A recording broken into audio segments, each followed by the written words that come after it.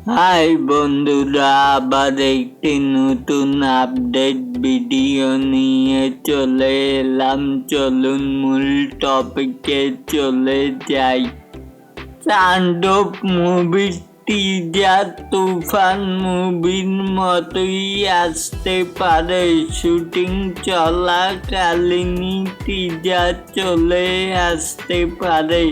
এটাকে আপনারা কে কেমন করে দেখছেন, চাইলে নিচে থাকা কমেন্ট সেকশনে জানাতে পারেন।